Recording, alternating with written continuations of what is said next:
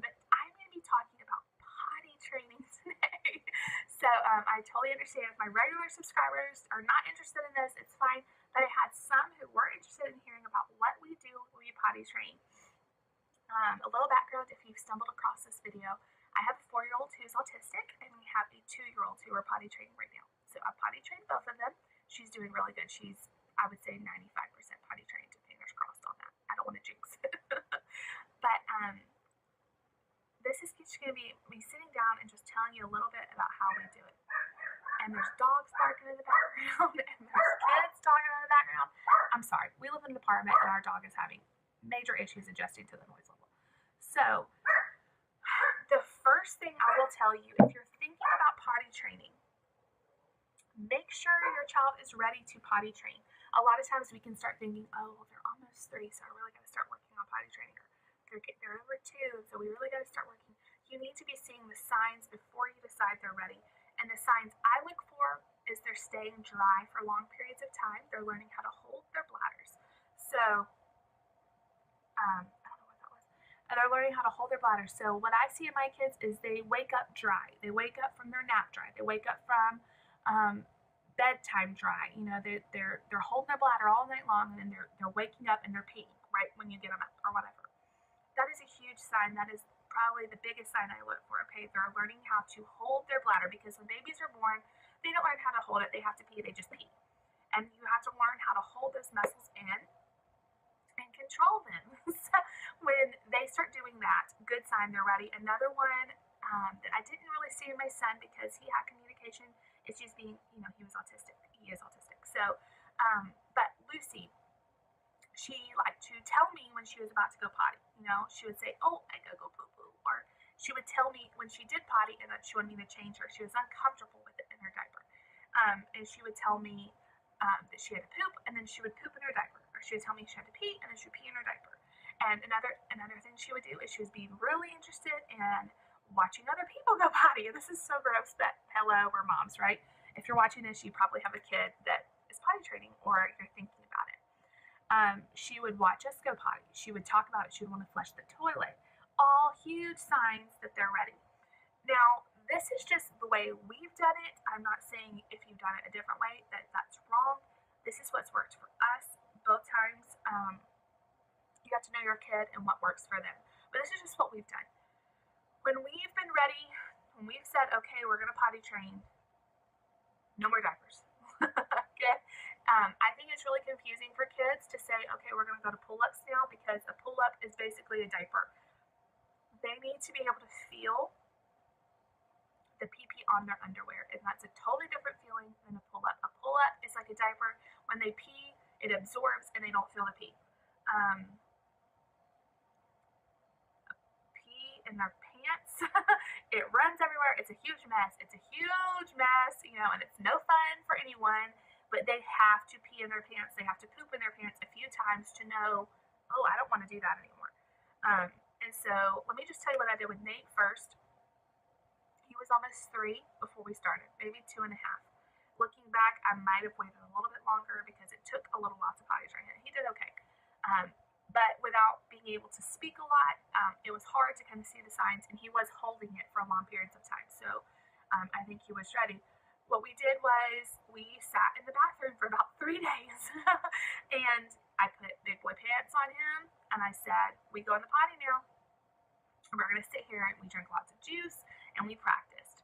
The good thing with him was he peed a lot, so we had a lot of times to practice. He had several accidents, and then he had several successes, and we praised him.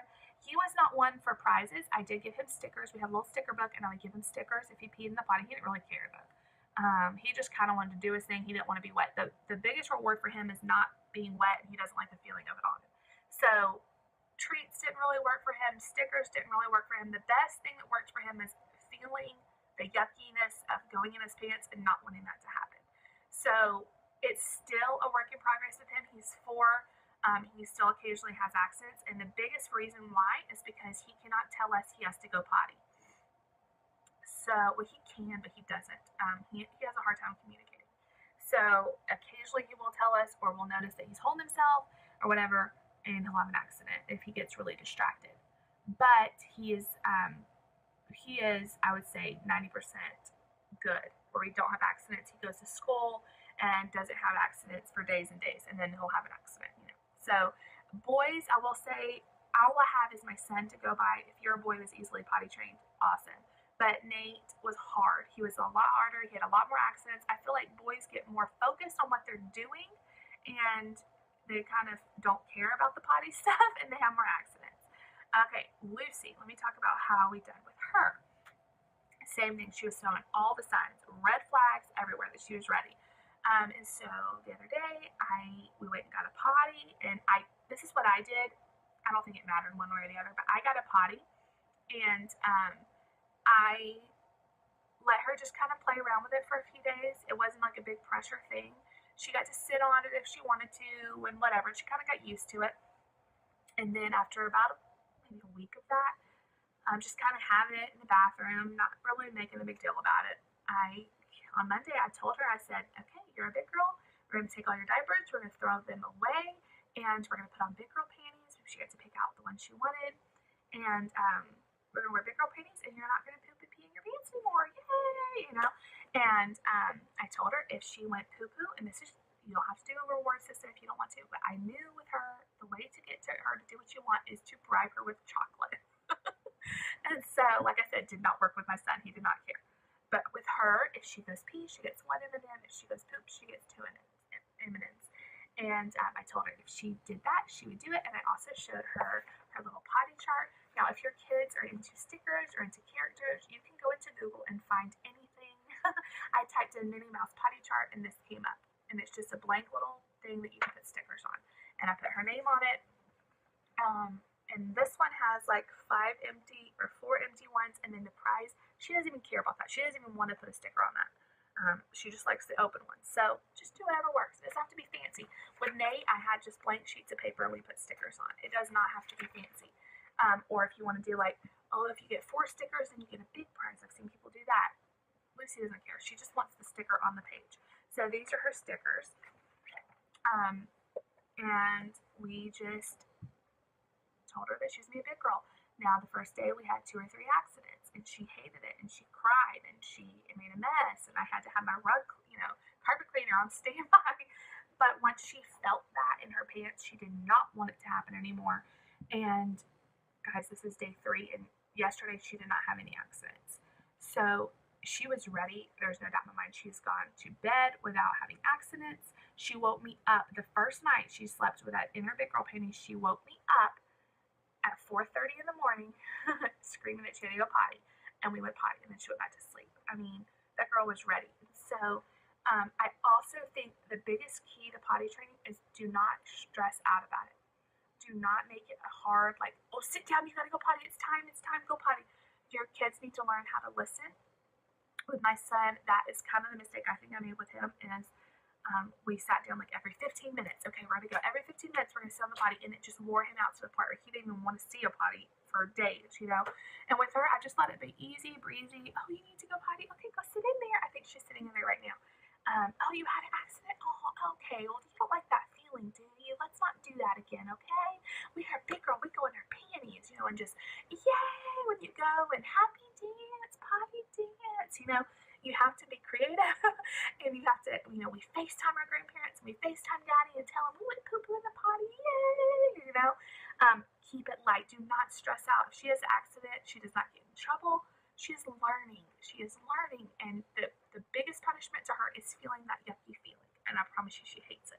So stay light. And I say, when you decide that you're going to potty train, do not go back. Just kind of like, same thing with the passy. We got rid of the passy a few weeks ago. We just took it away, and she didn't get it back, and you have to be strong. But they can't get that mixed message of, oh, we're potty training. Oh, wait, well, it's kind of hard, so let's put a diaper back on. So stick with it.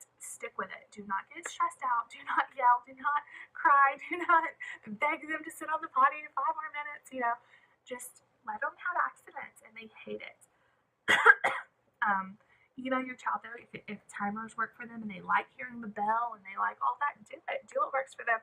My biggest 2 things are pull-ups send a mixed message to my kids. I mean, if it works for you, great. But I think they need to feel the wet feeling to know that that's not what they want to do. Um, feel the wet feeling and then stay light, stay happy. Do not make it stressful. Do not make it to where they hate the potty. It should be a fun thing. I let her, when she actually goes in the potty, we dump it in the big, she has like a little tiny potty. And that's another thing. There's some potties that are like, on their own, and then there's some that fit on the big potty. She's kind of afraid of the big potty, so I thought introducing a smaller one first until she gets the hang of it.